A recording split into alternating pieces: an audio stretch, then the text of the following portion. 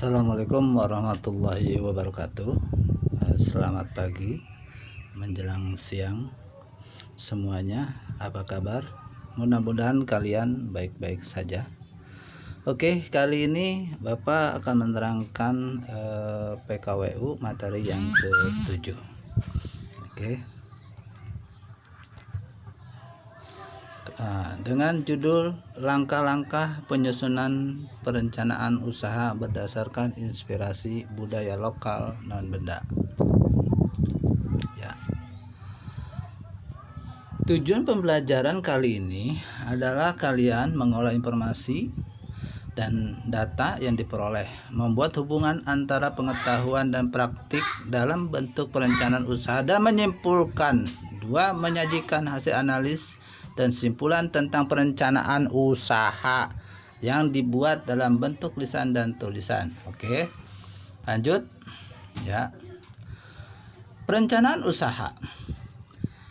1. Peluang usaha.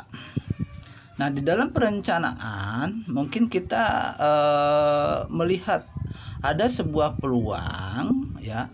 Peluang usaha itu kita melihat keluar dari berbagai macam yang ditemukan ya. Misal di situ ada kita melihat budaya atau suku atau tarian atau makanan dan sebagainya. Itu bisa dijadikan sebuah ide atau peluang usaha. Nah, disitulah kita akan membuat sebuah produk baru. Oke. Nah, kedua, analis peluang usaha. Yang dimaksud adalah untuk menemukan peluang dan potensi usaha yang dapat dimanfaatkan, serta untuk mengetahui besarnya potensi usaha yang tersedia dan berapa lama usaha dapat bertahan. Maksudnya, analis peluang usaha ini tercipta ketika kita menemukan sesuatu ide atau sesuatu potensi dalam suatu lingkungan tertentu, terus kita bisa berpikir, wah ini nih kayaknya bisa nih untuk membuat usaha nih, kayaknya gini bisa nih membuat sebuah produk. Nah, itu adalah sebuah analis, menemukan berbagai macam potensi untuk membuka usaha. Nah, itu ya, maksud seperti itu. Nah, ini yang dalam slide ketiga adalah analis SWOT. Apa analis SWOT itu? Ada suatu kajian terhadap lingkungan internal dan eksternal perusahaan. Analis SWOT pada usaha produk kerajinan didasarkan pada asumsi bahwa strategi yang efektif adalah dengan memaksimalkan kekuatan, strength, dan peluang opportunity. SWOT artinya strength atau kekuatan. Nah, kekuatan pada diri kita, artinya diri kita itu perusahaan atau kemampuan kita. Seberapa besar kita untuk mampu bisa menyaingi peluang-peluang atau membuat atau memasarkan. Nah, itu memasarkan untuk meraup sebuah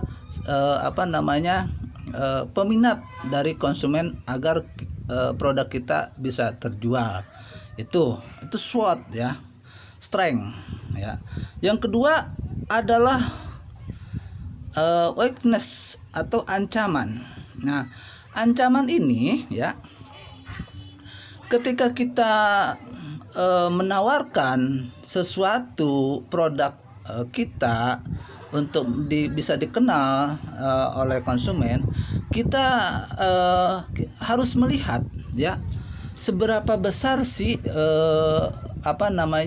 pesaing-pesaing terhadap produk yang kita pasarkan yang sama. Nah, itu maksudnya ancaman. Ketika produk kita sama dengan yang lain ya, misal kita produknya adalah produk kerajinan dari anyaman rotan misal. Nah, terus kita membuat sebuah produk, berbagai macam produk dari kayu rotan. Nah, sedangkan di luar sana ada juga pesaingnya. Nah, itu adalah sebuah ancaman bagi perusahaan kita, bagi produk kita. Bagaimana kita menganalisnya?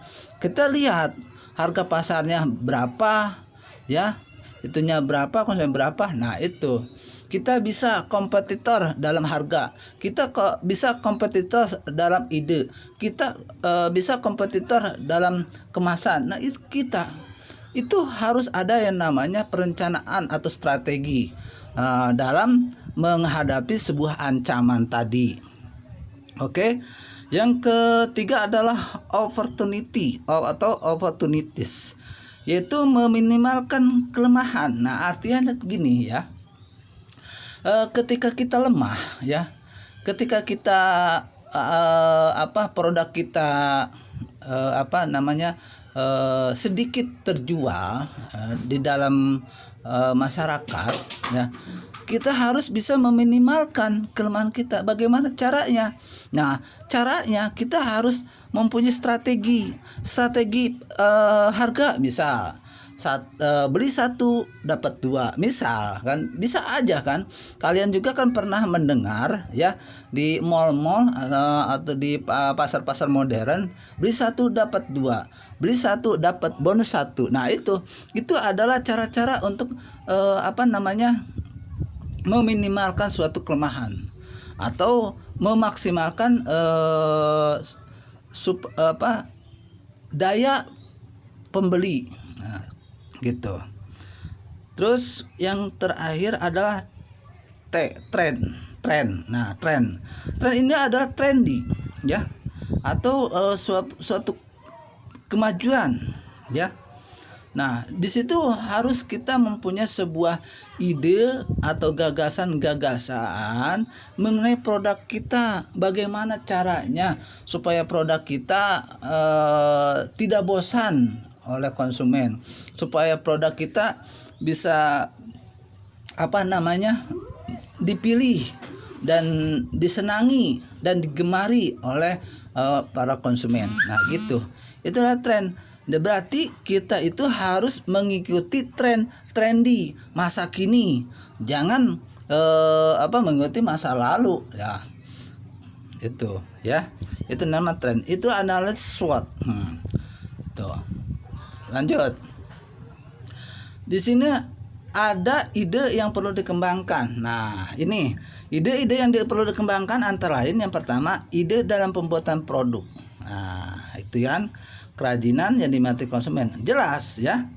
Di dalam ide pembuatan produk kita harus semaksimal mungkin, seoptimal mungkin, semenarik mungkin agar produk kita bisa diminati. Nah, itu jelas ya. Coba ya kalian lihat lah produk-produk kuliner ya di internet kan banyak macam ragam lah, kemasannya, bentuknya, warnanya dan sebagainya. Seperti itulah.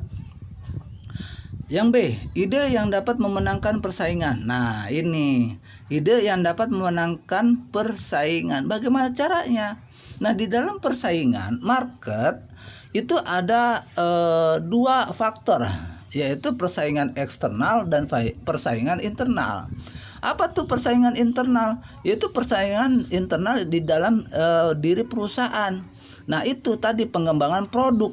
Nah, ide-ide produk, gagasan pembuatan produk baru. Nah, itu internalnya. Eksternalnya apa? Nah, ini kita harus bisa melihat harga pasar, ya, harga pasar berapa yang sama dengan produk kita, ya.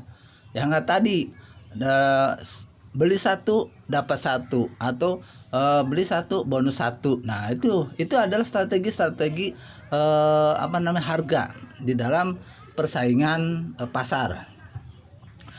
C, ide dalam pembuatan dan pendayagunaan sumber-sumber produk. Nah, ini ide pembuatan, berarti kan sini seoptimal mungkin didaya gunakan, semaksimal mungkin itu produk, idenya sebagus mungkin supaya bisa menarik peminat konsumen. Tuh. D. Ide yang dapat mencegah kebosanan konsumen di dalam penggunaan produk. Nah, ini yang tadi kan. Berarti di sini ada yang namanya klasifikasi atau jenis yang identik dari produk lain tidak ada, ya. Misal ya, saya kasih contoh. Misal produk lain di situ di dalam produknya misal ya pasta gigi pasta gigi. Nah, kita karakteristiknya misal di situ bisa menyehatkan gigi atau bisa langsung clean gigi kita. Nah, itu seperti itulah contohnya. Itu. Yang terakhir di dalam pembuatan desain model atau corak. Nah, di dalam warna produk kerajinan desain. Nah, ini adalah kemasan, ya. Bagaimana semenarik mungkin produk kita dikemas, ya, untuk supaya minat pembeli konsumen itu tinggi. Oke. Nah, lanjut. Prinsip kegiatan usaha. Nah, ini di dalam usaha kita harus punya sebuah prinsip. Yang pertama, prinsip kehati-hatian. Jelas, ya. Nah, harus hati-hati, jangan sembrono. Dilihat dari POAC-nya, ya. Planning, organizing, actuating, dan controllingnya dilihat, ya. Itu harus, yang namanya usaha dilihat. Rencananya, organisasinya, penggerakannya, penguasanya, pengendalian bagaimana, ya, itu kita harus hati-hati. Nah, kehati-hatian ini adalah hasil dari sebuah kesimpulan, ya, hasil dari sebuah kesimpulan analis yang tadi. Bisa pakai SWOT atau bisa pakai POAC, dari internalnya eksternalnya SWOT. Yang B, prinsip kepercayaan. Nah, jelas, ya. Dalam usaha kita harus bisa ada yang namanya prinsip kepercayaan. Harus menjaga antara mitra kerja, ya, mitra usaha, ya. Kita harus punya prinsip saling menjaga kepercayaan. Tidak boleh ada yang namanya gagal kepercayaan atau once prestige, ya, nggak boleh. Yang C, prinsip kerahasiaan. Nah, maksudnya di sini prinsip kerahasiaan ini, ya, tentu di dalam usaha itu ada yang namanya identik atau karakteristik. Nah, karakteristik ini harus kita jaga kerahasiaannya, ya. Baik di usaha di bidang kuliner, makanan, atau furniture dan sebagainya, itu pasti ada sesuatu karakter yang menonjol yang dikembangkan, tapi orang lain tidak boleh tahu, ya, tidak boleh bocor karena itu ada rahasia, gitu, ya. Kalau misalkan bocor karakteristik kita, ya, itu ya akan ada sebuah pesaing lagi, ya, kita akan bangkrut usaha kita. Yang D, ada prinsip mengenal produk. Nah, ini di dalam produk kita harus bisa mendemokan, harus bisa mengenalkan produk kita, apalagi produk kita itu adalah produk baru. Harus itu di dalam promosinya, di dalam demonstrasinya, supaya apa? Supaya pada kenal produk kita di dalam usaha kita. Oke. Nah, tuh. Ya, ini slide yang terakhir adalah prinsip perencanaan, ya. Prinsip perencanaan yaitu memegang, harus berkomitmen, ya. Harus, ya, komitmen dalam sebuah rencana kita, ide kita, awal kita, gagasan kita, itu, ya, komitmen. Terus kedua, konsekuen, ya, harus konsekuen sesuai dengan jurnalnya itu sesuai, ya, tekniknya harus sesuai apa yang kita tuangkan pada suatu ide perencanaan tadi. Kita harus sesuai dengan tahapan-tahapan itu, gitu, agar mendapatkan sebuah hasil yang maksimal, hasil yang optimal, ya. Nah, Yang terakhir adalah skala prioritas. Nah, jelas ya. Mana kita harus bisa memilih. Di dalam sebuah perencanaan, mungkin kan perencanaan bukan hanya satu, ada perencanaan 1, 2, 3, 4, perencanaan A, B, C, D. Nah, itu kita harus mempunyai skala prioritas. Yang perlu diutamakan yang mana, yang tidak perlu diutamakan yang mana, atau jangka pendeknya yang mana, atau jangka menengah yang mana, jangka yang panjang yang mana. Nah, itu harus ada punya skala prioritas di dalam sebuah perencanaan. Oke, lanjut. Nah, ini slide terakhir ya. Kalian itu membuat sebuah perencanaan pada analisis SWOT terhadap lingkungan internal dan eksternal perusahaan. Oke, ya. Selamat siang. Assalamualaikum warahmatullahi wabarakatuh.